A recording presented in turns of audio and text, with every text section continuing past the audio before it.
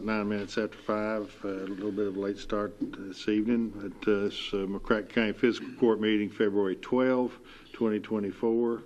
And Madam Clerk, call roll, please. Judge Clymer. Here. Commissioner Jones. I'm here. Commissioner Bartleman. Here, I'm sorry. And Commissioner Abraham. Present. Sorry. That's okay. Make sure you heard it. Okay. And let's see, Commissioner Clymer, you come. Let us pray. Father, we thank you for the blessings of this day. We thank you for the opportunity that we have to serve this county and pray that you be with us as we make these decisions. We also pray for our first responders, be with all those who work hard to keep us safe and give them safety as they perform those duties. We pray for our country, for our state, for our county. Just be with all the leaders to help them make decisions that's better for all. It's in Jesus' name we pray. Amen. Amen. All right, will you stand and join us in the Pledge of Allegiance? I pledge allegiance to the flag of the United States of America and to the republic for which it stands, one nation, under God, indivisible, with liberty and justice for all. All right, Madam Clerk. It is ordered to approve the consent agenda for February 12th, 2024, McCracken County Fiscal Court. So moved. Second. Any discussion? All in favor, aye. Aye. Opposed, no. That carries. It is ordered that the necessary cash transfers in the amount of $621,966.96 be made in order to pay county bills and payroll approved February 12th, 2024. Motion. Second. So move. Any discussion? All in favor, aye. Aye. Opposed, no. That carries. It is ordered to approve the voucher claims register from January 22nd, 2024 to February 12th, 2024 to show county bills in the amount of $1,348,038.08 were paid. So move. Second. Discussion? All in favor, aye. Aye. Opposed, no. That carries. All right, under discussion, we have Bruce Wilcox here, GPAD, to give us the quarterly update. Bruce? All right, good evening, everyone. Thank you, Judge Clymer. On behalf of GPAD, our staff, and our board of directors, I want to thank you for the opportunity to come and speak to you this evening and provide a quarterly update. My comments this evening will probably be a little bit briefer or not quite as long as normal. I was looking back, it's only been about 60 days since we were here last time on December 11th. So things typically slow down during this time of year, particularly around Thanksgiving, Christmas, and January. Looking back over the past 3 or 4 years, it's not uncommon for us to not have any activity or maybe 1 or 2 new projects come into the pipeline, and this year is no exception. Since I spoke to you last time, there's been 1 new project or 1 new request for information that came in. It was a very large-scale project, but after the state did some additional due diligence, the Cabinet for Economic Development, they decided it was a project that the state didn't feel like it was a good fit in pursuing. So part of the process is vetting projects and looking at ownership. There's potential issues now with projects originating in China being tied back to the Chinese Communist Party and people that not necessarily are on the top of the list of projects to be pursued at this time. We did just receive a new RFI last Friday that we are working through as I speak, and that will be submitted this Thursday. When I spoke to you last December, we had 4 projects that were in the pipeline that we felt pretty good about. Since that time, one of those projects decided to go to Mexico. It was a $75 million, 400-job project. The reasons they went to Mexico were due to labor cost. They were going to build another site in closer proximity or adjacent to an existing facility that they have, and their supply chain partners wanted them to be closer to them as well. So we did lose that project to Mexico. There are 3 other projects that I really like where we are in the process with them. One of those projects, it's a large-scale project. They had their annual board meeting in December, at which time we expected a decision. At that point, they made the decision to defer the decision on doing the project until the end of the first quarter of 2024 or second quarter 24. They're still very positive on the location, and at this point it's really an internal commercial decision on what they want to do with their business and how they want to structure things, their business model going forward.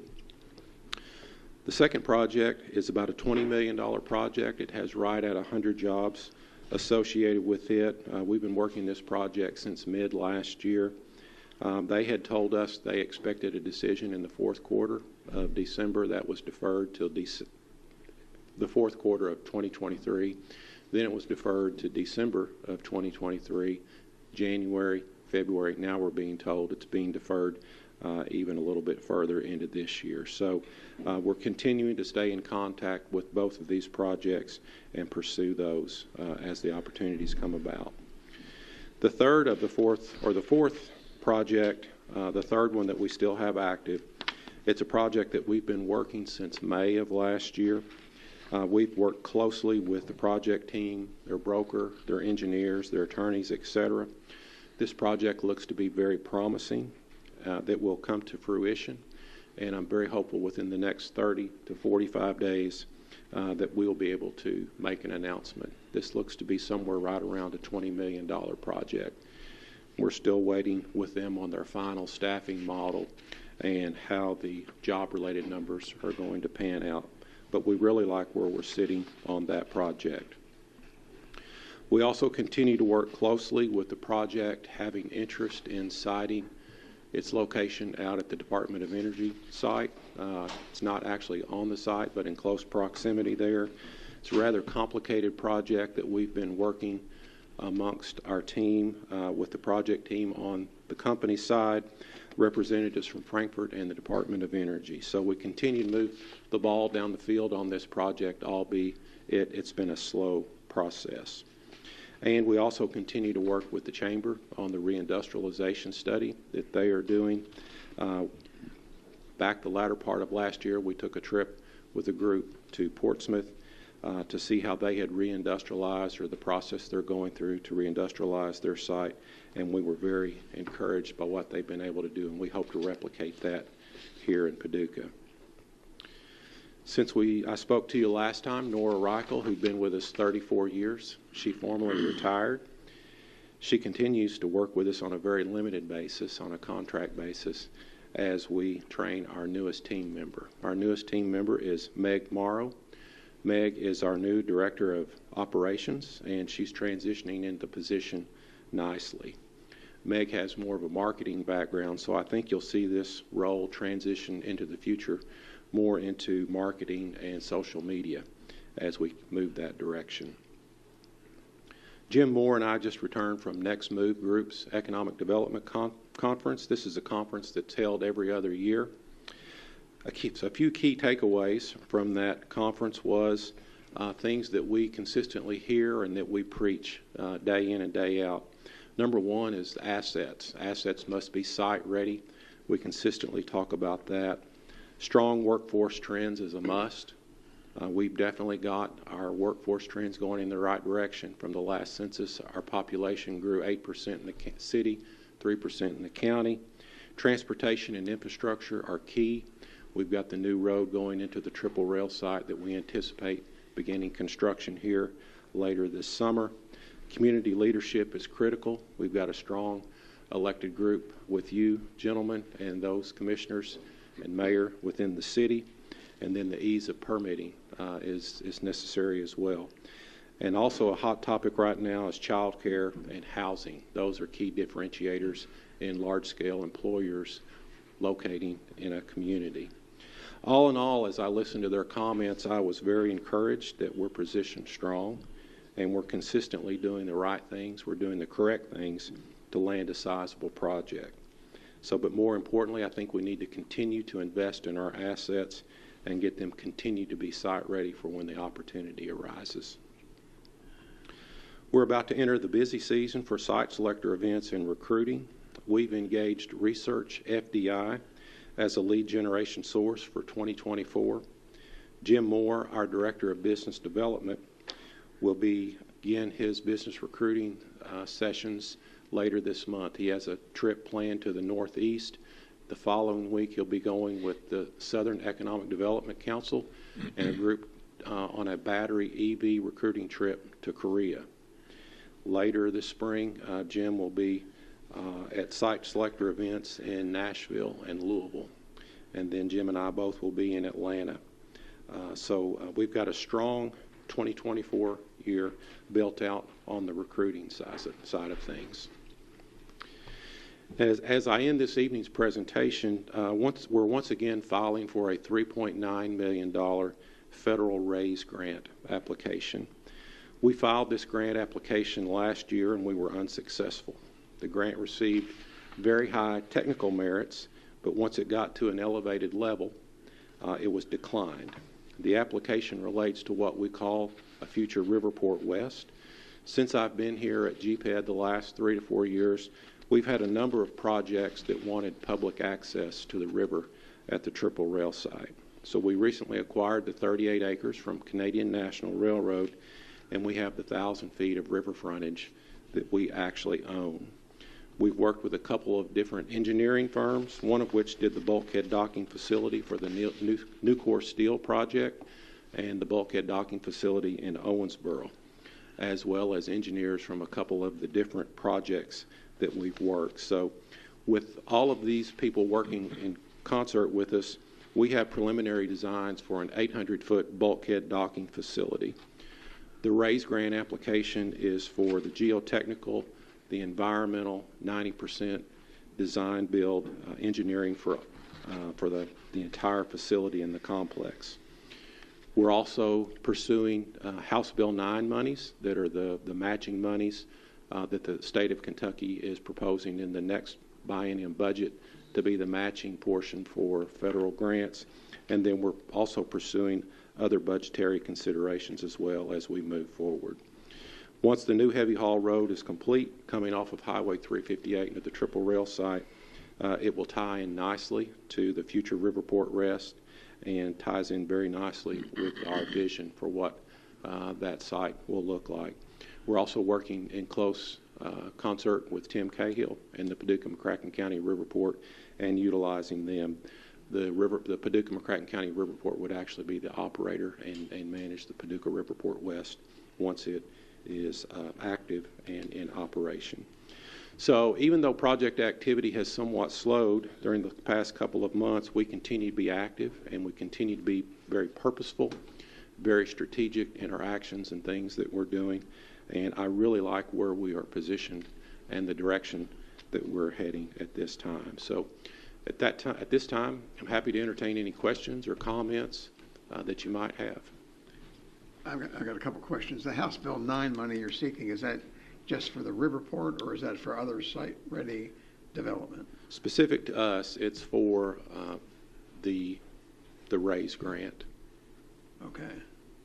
To match the RAISE grant? Yes. Right. Okay. Yeah, so it would be the RAISE grant is $3.9 million, so it would be 20% of that, $780,000. Is there other money available that you could take advantage of House Bill 9 for site preparation?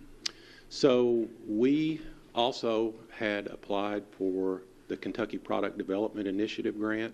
You know, we've talked about the $500,000 that we were awarded for sewers to the Triple Rail site. John Hodges and JSA is matching that and working on extending sewers towards the site.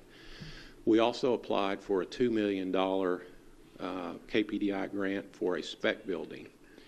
Site Selection Group's a third-party consulting firm that they engaged to determine the worthiness, if you will, of a project. We were successful in that, but since the time we applied for that grant, we have a purchase sale agreement on another piece of property where we were going to site that spec building.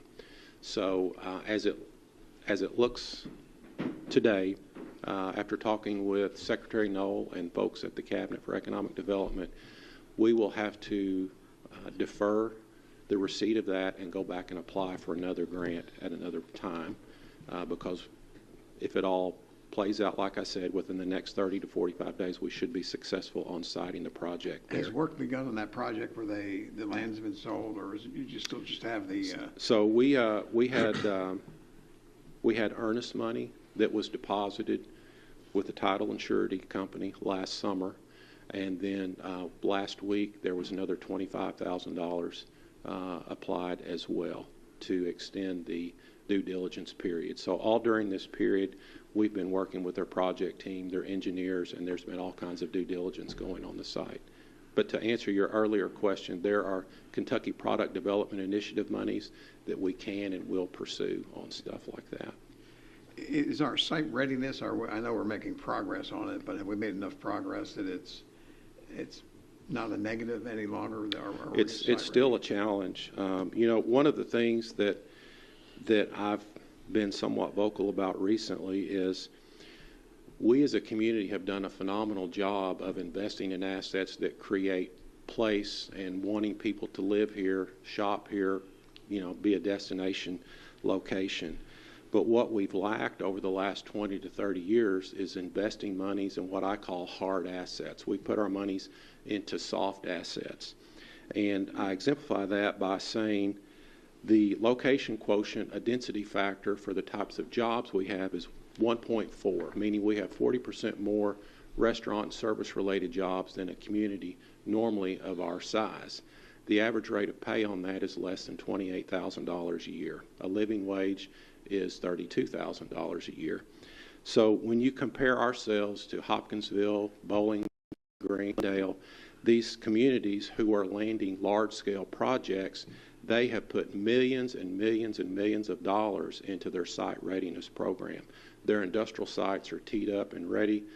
All of the environmental, the due diligence, the utilities, the infrastructure, everything is there. So what my goal is when we sell this land on this project that I was telling you about earlier, the hope is we can take that money and start clearing and grubbing the triple rail site. In my estimation, there's about 160 acres in that core site that needs to be cleared and grubbed. I've already asked our engineering firm to write the RFI, the specs for clearing and grubbing it, and there's about 25 acres within the 500-year floodplain that we need to get elevated up out of that. So I believe 18 months from now, when the road coming off of 358, a new bridge over the P&I Railroad comes in on the south end of the site, that would be complete. That's a game changer. We will have sewers run to the south end of the P&I rail line, capped off there, and then we have the site cleared and grubbed, and at that point, I think it's a game changer, and we are definitely site ready. I know the state, I know they're helping with the road and some other projects. There's a news release about every 2 weeks of the state giving grants to counties and communities for site preparation work. That's us. Site ready. That's the $500,000 KPDI grant. That's the $2 million KPDI grant for site. Are there other grants available? I mean, some county in eastern Kentucky just got $1 million or more for something they were doing.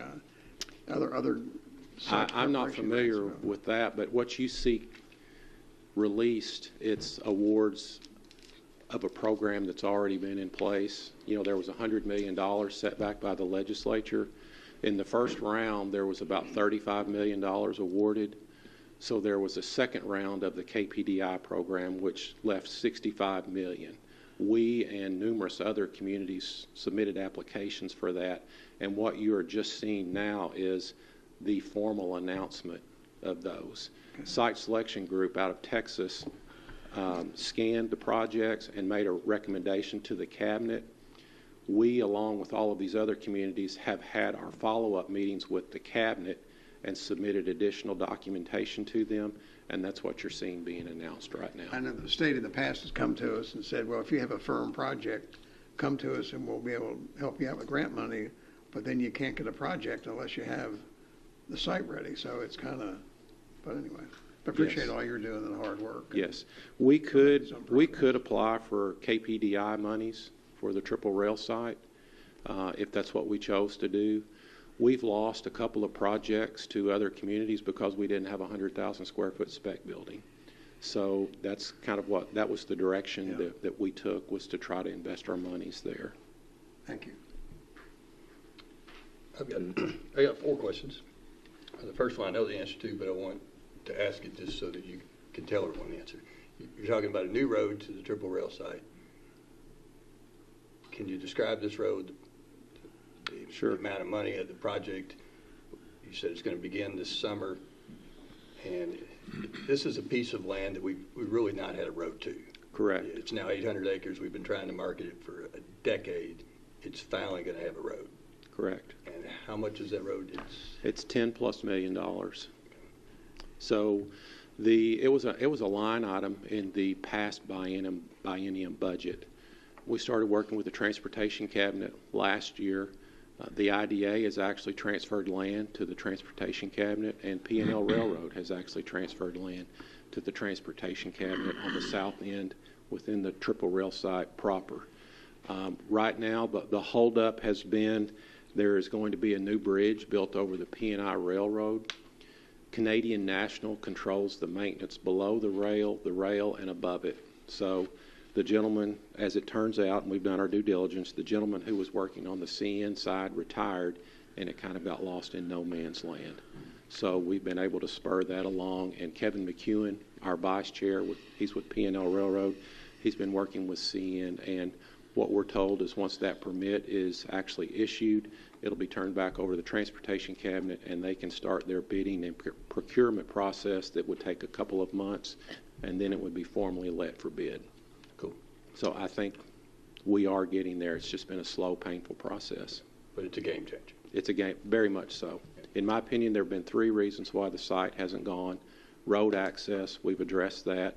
Sewers, we're addressing that. And public river access, we've got that addressed. And this Paducah Riverport West would complement that as well. Exciting stuff. All right, question number 2. You mentioned the DOE project, so that's where USEC used to be, at the DOE site, right? It's not the site proper, but in close proximity to it. So that's not, is that the same project that PACRO was talking with, or is that a slightly different It's project? a different. That's different, okay. The one that PACRO and you and I have been involved with was what I call inside the fence. Gotcha. When land would become available. Okay. That's Ultimately. not dead yet. We're just working on Correct. the land transfer. Yeah. Okay. You know, from what I understand from talking with DOE, with Mr. Bradburn, you know, we're looking 2 to 3 years out on a land transfer. So right now, you know, we're looking, is it 3A, 4A, 5A parcel? What are the best parcels to try to get? What does the road infrastructure into the site look like? What did the utility infrastructure look like at or around? So we're kind of trying to address all That that. in and of itself is a new conversation. This time last year, we had never heard from DOE an interest in transferring land. Now there is inside the fence. Now there is some interest of eventually transferring land inside the fence. Very much so. Okay. Question 3. I always ask you the status of new jobs since the restructuring of GPED, sometimes called the resurrection of GPED. What's your job number? It was 699 last day. 699. 699. Unfortunately, in the last 60 days, there have been no new announcements, All so right. we're holding steady. And that average rate of pay for those jobs, I think it was right at $24, $23.76 rings a bell for some reason. okay. All right, thank you. Yeah. When you talk about, you talked about earlier communities that, like Hopkinsville, and they were putting money into not soft type of industry. So who are you talking about when you said they? Are you talking about the fiscal court, the commission?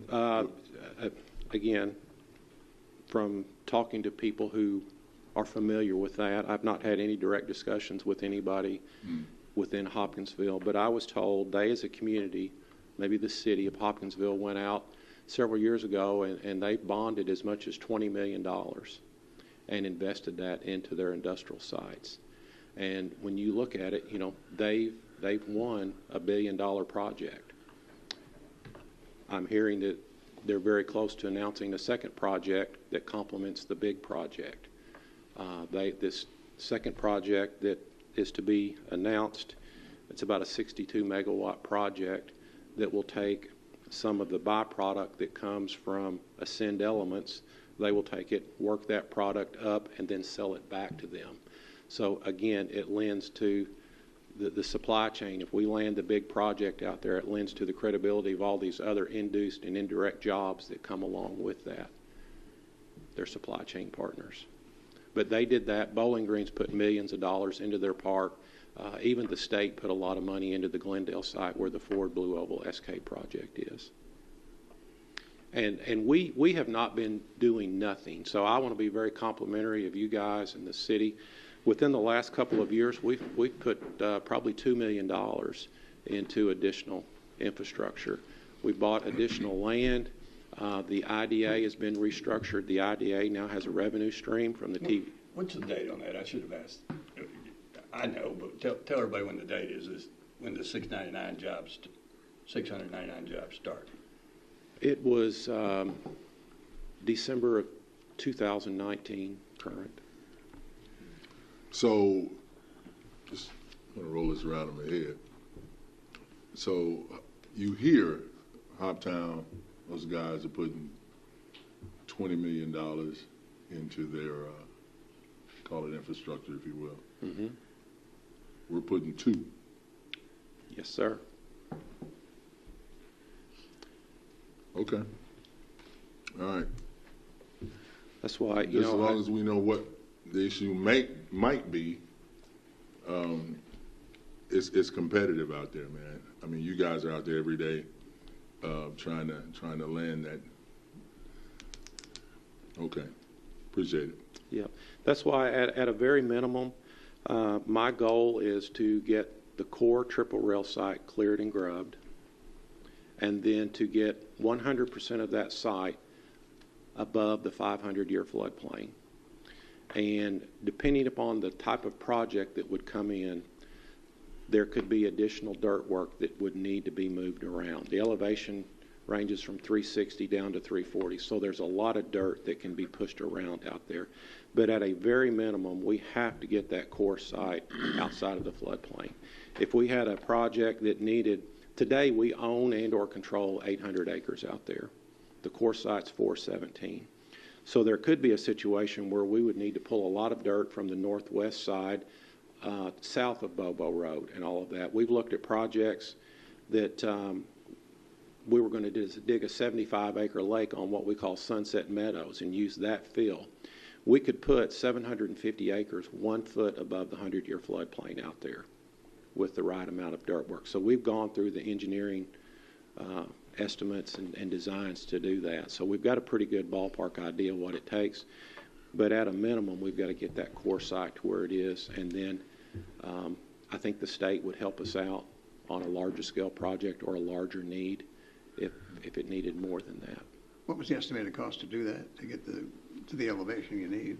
So this has been about 3 years ago. It was a large scale steel project. And I think the number back then was about $30 million to get 750 acres. How much? About $30 million. $30 million.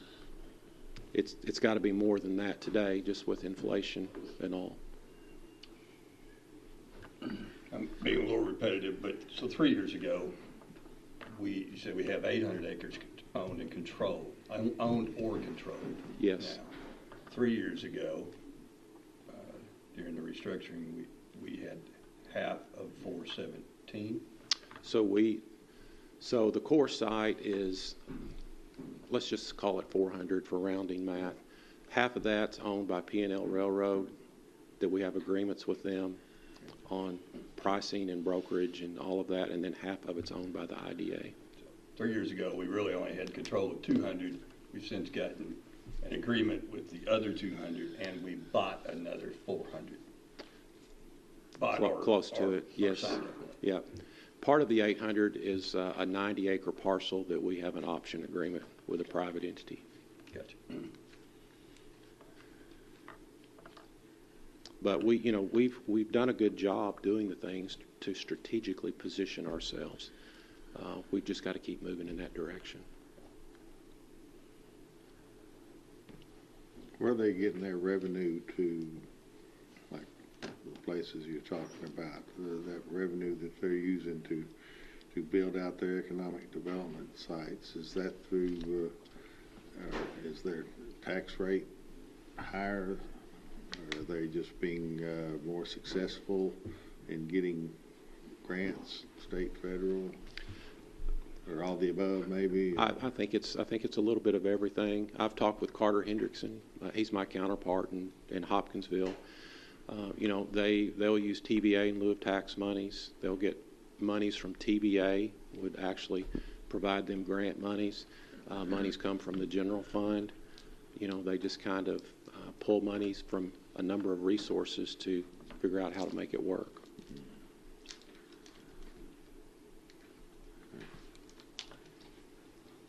One thing I hear occasionally in the community is people saying, "Well, we just need to get more jobs." And I say, "Okay, let's do that." But to build out these places, we've come in the last few years from where this fiscal court this county was deficit spending and got down to a crucial low point where we were in danger, and we took some steps that were required to build up our revenue in order to do these things that we've been doing in the last few years. And so you can look at these things and say, well, let's do more. Well, people like their taxes low, and we have one of the lowest tax rates in the region. And so there's always trade-offs. Yep. But I know we're GPED and IDA and our investors, everyone's working, I think, as hard as we can to try to keep these relationships and these opportunities where we can take advantage of them. And we've had, as you know, some very, very close calls, some opportunities that we just missed or that they've delayed because of the economic, position in this state, in this country. And so I still am very optimistic that with all the work that we're doing and the planning that we have in place and the foresight to do these things, that we're going to land a really big project. And then one thing we don't talk about, I think, and of course, I think we're not in danger of becoming like a Nashville anytime soon. But I was through Nashville just the other day. Man, I would not want to. You couldn't drag me to live in Nashville. I don't care what time of day. Well, maybe 3 in the morning. You might be able to cruise around all right if you don't get shot. But at what point do you say there's some trade-off there of bigger population, and we want to keep the thing we do have for sure, and I don't know how we compare in like crime rate, safety, ability to go about your business without the fear of being carjacked or whatever. We have that, and as long as we have a safe community where people can raise some kids and feel comfortable, that's big.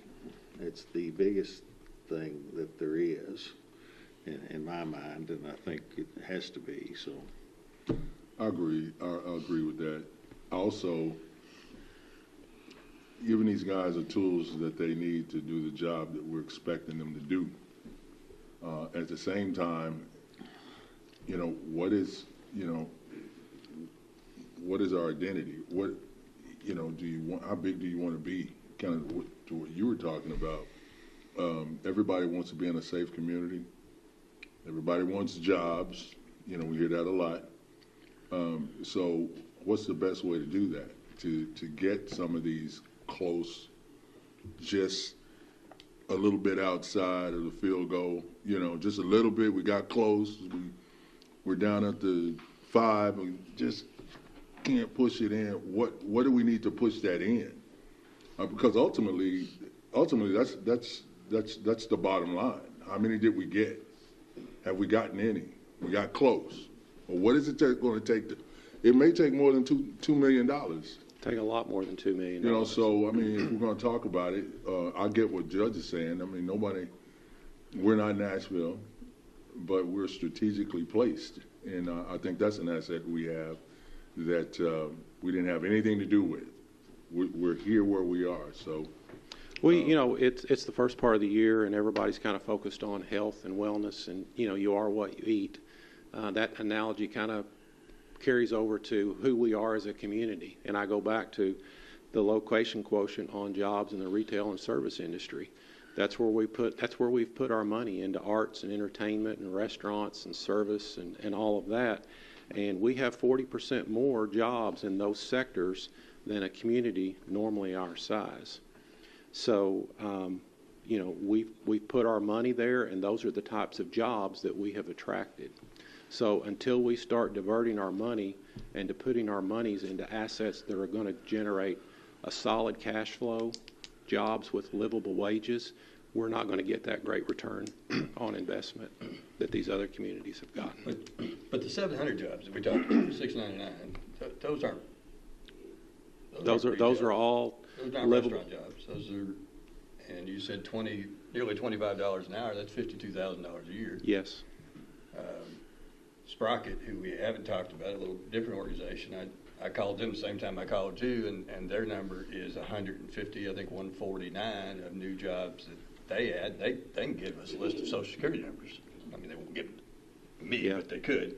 They have to substantiate that. So that's, you know, well, I think it's 50 jobs over 3 years. That's averaging 300 jobs, nearly 300 jobs a year at a pretty good wage. So I don't know that we're unhealthy as sometimes we think we are. No. So, you know, Commissioner Jones, you are spot on there. So, you know, I always look at pre-COVID and post-COVID. People want to talk about job growth. Well, a lot of people lost their jobs, and they just replaced those same jobs during COVID. So we have 1,700 more jobs now in McCracken County today than we did pre-COVID. We have right at 43,000 jobs in McCracken County. We had 41,300 pre-COVID. The average rate of pay in McCracken County is right at $53,000, $54,000.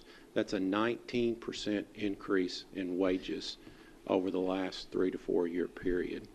We have 2 payroll class codes. The jobs that I've been telling you about, that we have 40% more of those, and then jobs that are specific to the home health care segments. Those are the 2 class codes where we have people who are in less than livable wages. We have 15% of McCracken County is in poverty. 22%, I think, in the city of Paducah is in poverty. The national rate is 12%. We are bending the curve. The jobs are here. Our unemployment rate is right at 3.6% last time I looked. Our labor force participation rates are as good or better than any in the state or the country. Our prime age labor rate participation rate is right at 77 or 78%. So the people are here. Our job is to bend the curve on the types of jobs that we have here. And when we do that, I think we'll see people's standards of living, and we'll see some real job growth, some wealth created. You used the term that we put our money in soft jobs. You're not referring to government agencies putting money in that. It's the well, it could be. It could be soft jobs. It could be from the private investment, but we didn't put a lot of government money into these soft jobs, did we? Unless you if you look at the assets or the infrastructure of where money, right? Yeah. Okay. Most of that just happened. I mean, it wasn't. It's because of our location. Yeah, I'm for all of that stuff, and you know that's why I say we have done a tremendous job of creating the desire of people wanting to be here. I always share the story. I was the chief financial officer of a retail company for 11 years, and back in the day we had 30 stores in 8 states, and I also managed our real estate portfolio. So I saw all kinds of statistics and demographics information. And the thing that was unique about Paducah was the population at the time back then might have been 65,000 in the county, but on the weekends it would be 250,000. And it was because of the things we're talking about, the things that draw people here. So, it's not flashy to spend money on dirt, on sewers, on electricity, on water lines, on land, on roads. It's pick your project. Those are flashy things that get people's attention. That's good. Let's get the star quarterback. Forget about the offensive lineman. Yeah. Quarterback got 2 broke legs because we didn't take care of the offensive line. Good analogy. Yeah, but again, I'm really encouraged, and I appreciate how well you all are supporting this and working with us. The city has also been a great partner with us, and I just think at the end of the day, we've all worked really well together, and we've got the thing moving in the right direction. Thank you for coming and giving us all some transparency. Thank you, sir. Appreciate you. Thank you. Appreciate it, Bruce. All right, we did have for Convention Center project, Markham Engineering, Backus Oliver was going to present. He was unable to get here tonight, so we're going to reschedule him for our next meeting in 2 weeks. And the board appointment? It is ordered that Stephanie Calhoun is appointed to the Sports Tourism Commission to complete the term of Megan Musselman ending August 26, 2024. So move. Discussion? All in favor, aye. Aye. Opposed, no. That carries. Court orders.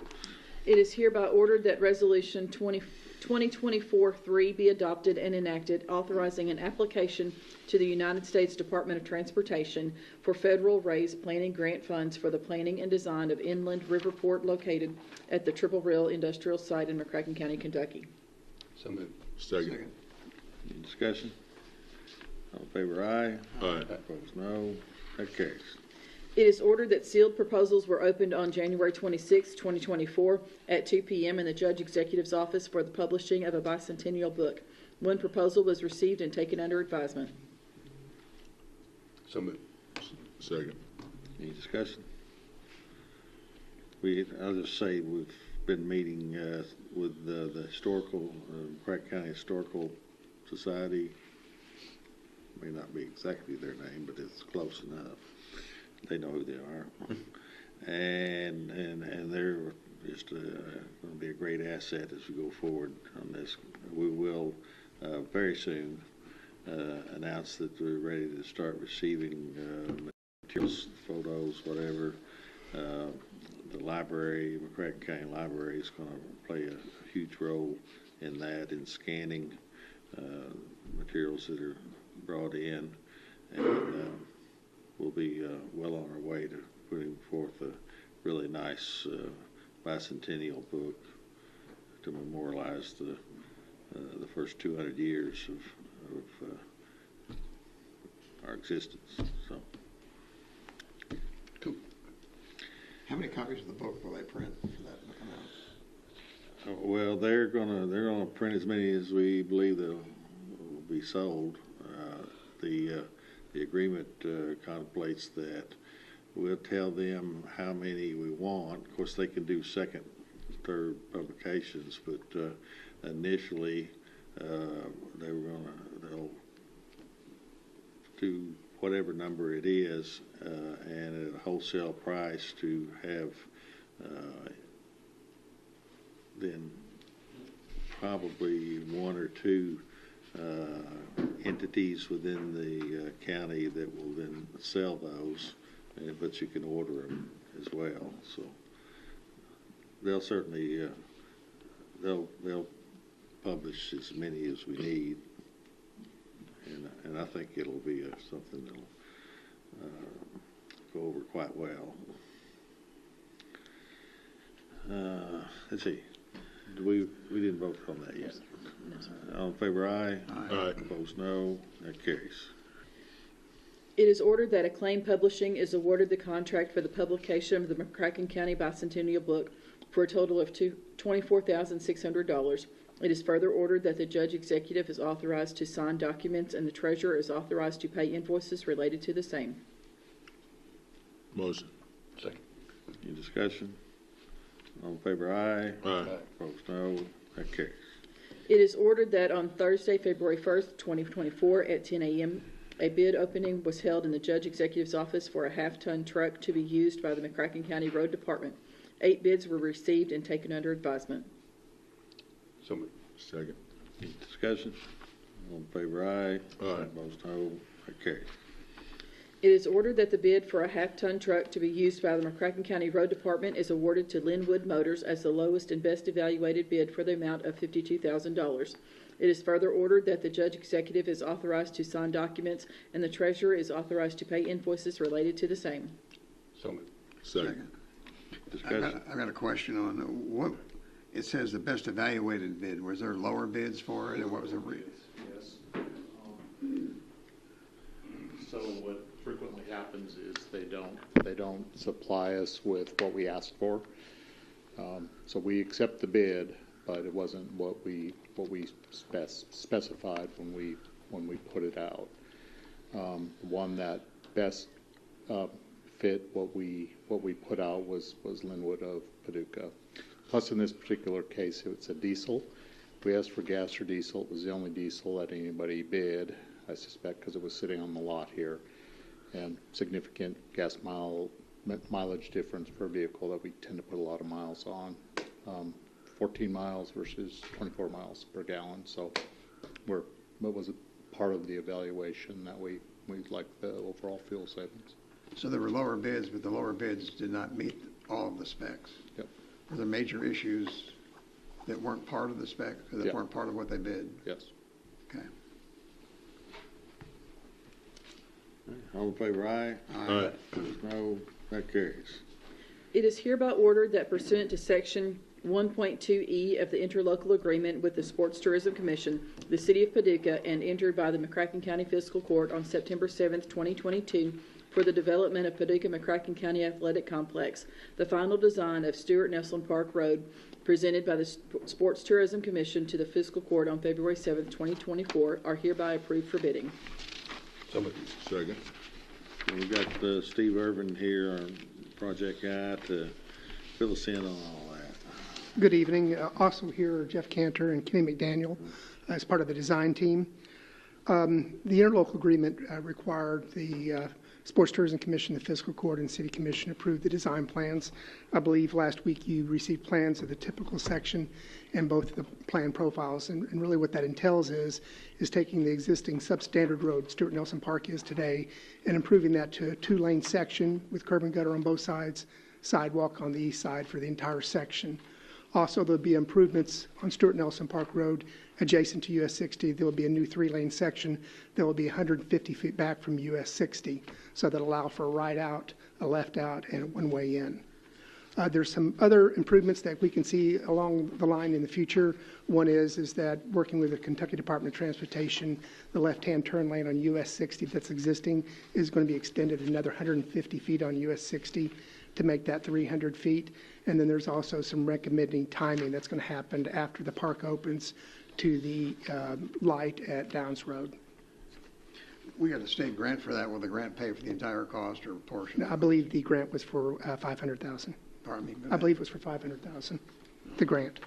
And that probably won't, that No, it obviously won't cover it. The delta between the cost and the $500,000 is considered part of the development cost, so that would be split between the city and the county, like the rest of the park. Also, the design that you got does fall in line with what the ILA says it should be, and that's the 2-lane section with the 3-lane.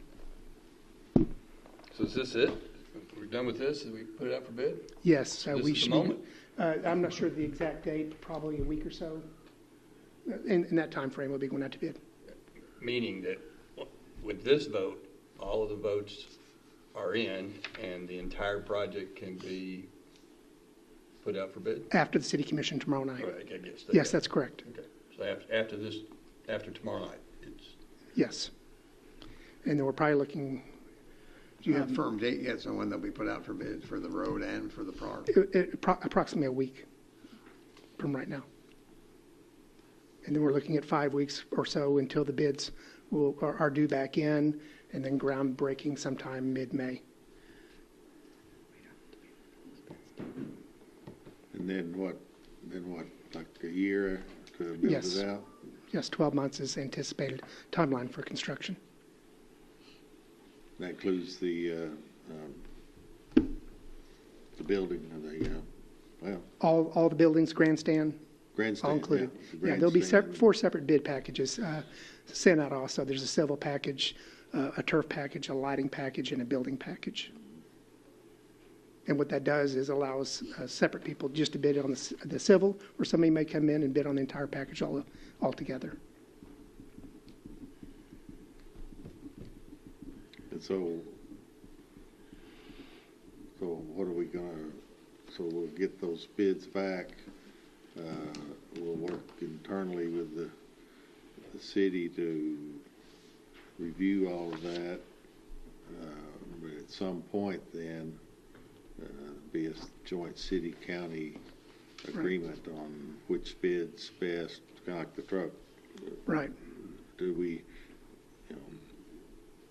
do we take the least bid, or do we take the best? Yeah. Looking at all factors. The design team will be reviewing those bids when they're coming back in and making a recommendation both to the City Commission, Fiscal Court, and SCTC. The ILA does require approvals before contracts are signed from you all. And so they're going to go out in about a week. How much time are we giving them for Approximately 4 weeks, I believe. Is that correct, Jeff? Yeah. 4 weeks. Yeah. Okay. It seems like a short amount of time for this type of project.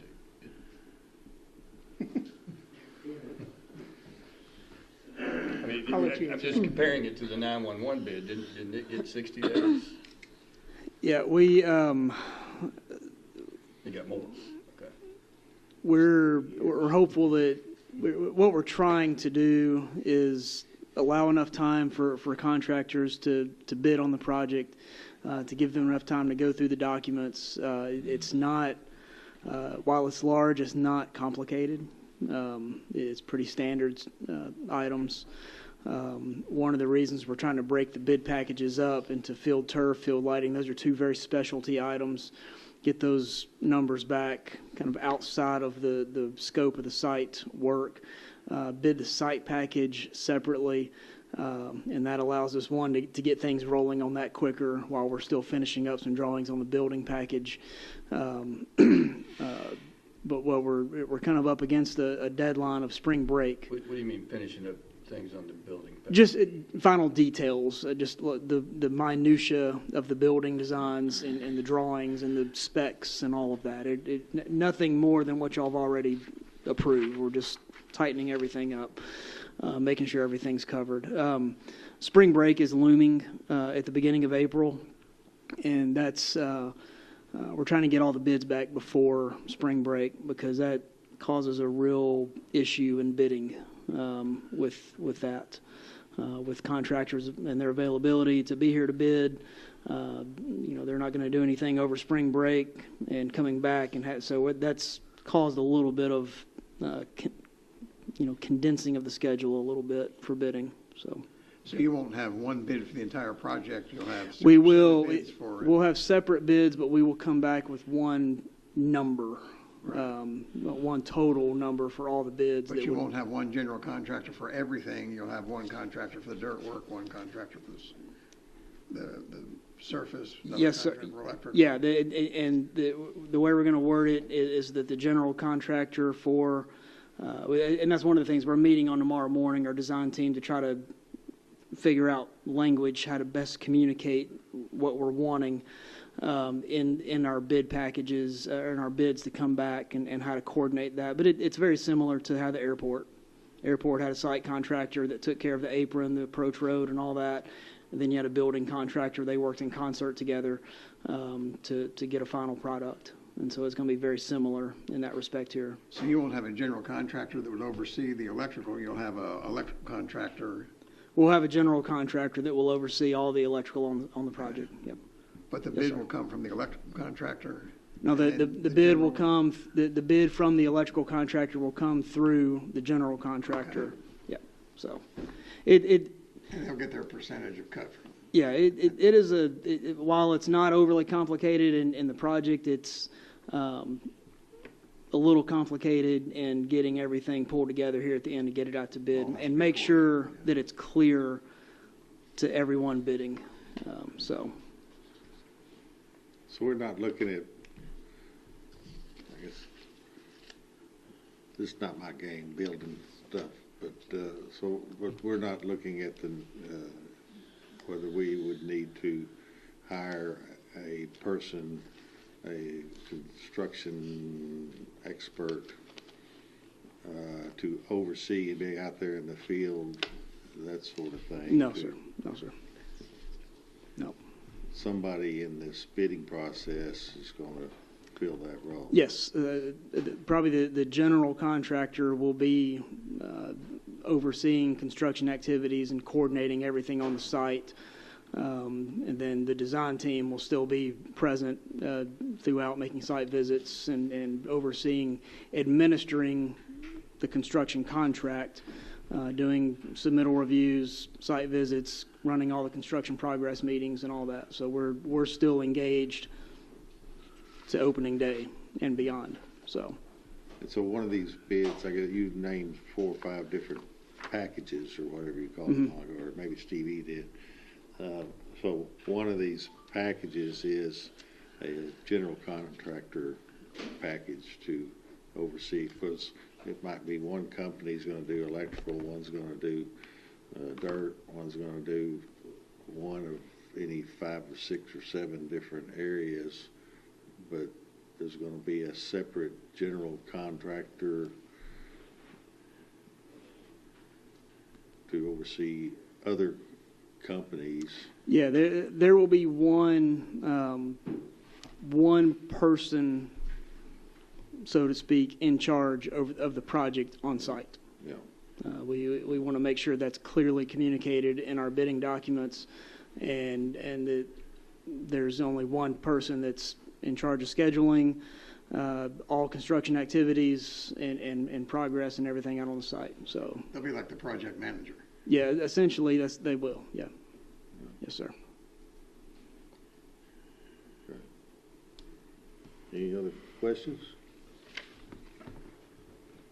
I'm set. Pretty exciting. Thank y'all. Thank you.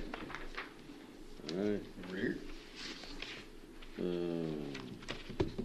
We need to vote, please. Need to vote on that. Okay. All in favor, aye. Aye. Opposed, no. That carries.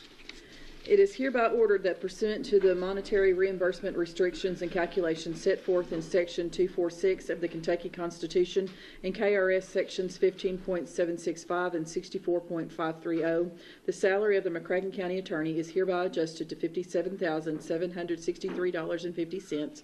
The present adjustment is conducted according to the conventional application of the Consumer Price Index as adopted by the courts in Coleman v. Hurst, 11 SW2D 133, Kentucky 1928, and Matthews v. Allen 360 SW2D 135, Kentucky 1962, as communicated by January 29, 2024, correspondence from the Commonwealth of Kentucky Office of the Governor, Department of Local Government. This amount is subject to all legal deductions and further orders of this court. This amount shall be retroactive to January 1st, 2024. So moved. Second. Any discussion? All in favor, aye. Aye. Aye. Opposed, no. That carries. It is hereby ordered that effective January 1st, 2024, the salary of the McCracken County Coroner be increased to $82,718.57, and the McCracken County Commissioners to be increased to $30,936.22.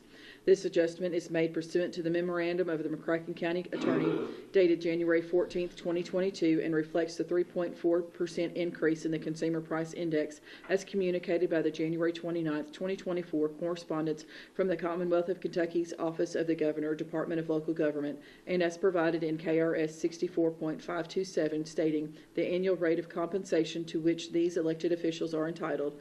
This amount is subject to all legal deductions and further orders of the court. So moved. Second. Any discussion? All in favor, aye. Aye. Opposed, no. That carries. It is ordered to pay the invoice dated January 25th, 2024 to PFGW for the Sports Complex project in the amount of $52,397. This is pursuant to the interlocal cooperation agreement dated September 7th, 2022 between City of Paducah, Kentucky, the County of McCracken County, Kentucky, and the Sports Tourism Commission. As per the interlocal agreement, the City of Paducah pays half of the invoice to McCracken County. Further, the treasurer is authorized to transfer $26,198.50 from the general fund to the Sports Complex Project Fund. So moved. Second. Any discussion? All in favor, aye. Aye. Opposed, no. That carries. It is ordered that the following vehicle previously used by the McCracken County Sheriff is declared as surplus to be sold at a future auction. Vehicle description: 2012 Ford Escape, VIN number 1FMCU0DG9CKB87770. So moved. Second. 2012 Ford Escape. Maybe that'll bring in a chunk of change. We can maybe do some projects, you know. Or not. All in favor, aye. Aye. Opposed, no. That carries. It is ordered to approve the January transient room tax in the amount of $370,888.23 to be dispersed as followed. Paducah CVB, $109,963.13. Convention Center, $74,032.94. Sports Tourism Commission, $112,131.37. Escrow Fund, $74,752.79. So moved. Second. All in favor, aye. Aye. Opposed, no. That carries. It is hereby ordered that pursuant to KRS Chapter 67, the first reading of ordinance number 2024-1 shall be conducted in summary format as follows. An ordinance amending McCracken County Ordinance number 2023-10 by making revisions to the proposed fiscal year 2023-2024 operating budget by modifications in receipts from insurance proceeds, miscellaneous, economic development, and grants in strict compliance with the mandates of Kentucky Revised Statutes Chapter 68. Summary: the present ordinance makes revisions to Ordinance 2023-10, McCracken County proposed fiscal year 2023-2024 operating budget pertaining to a modification in receipts from insurance proceeds, miscellaneous, economic development, and grants. Certification: it is hereby certified by the McCracken County Fiscal Court that the present summary represents an accurate official statement of the main points of and contents of ordinance number 2024-1. Public inspection: ordinance number 2024-1 shall be available for public inspection in its whole and complete form in the McCracken County Judge Executive's office during ordinary business hours. Second. Okay, so this is the first reading. Is there any discussions or questions we have on that? We'll bring it back for the second reading in 2 weeks, I guess. Okay. All in favor, aye. Aye. Opposed, no. That carries. As a first reading. We do have a need for an executive session, and I think I guess we need to come back and take formal action on that, or we need to we just wait to see what the ultimate outcome is. Okay. So we need a motion to adjourn following the executive session, and we won't come back in for anything. Second. All in favor, aye. Aye. Opposed, no. That carries. All right. What is the reasoning for the closed session, sir? Yeah. I guess we need a motion to go in Yeah. executive session. Motion to go. Executive made session, it. discuss personnel. Oh, yeah.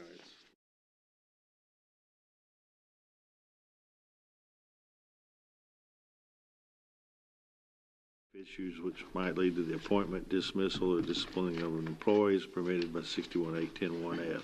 So moved. Second. All in favor, aye. Aye. Opposed, no. That carries.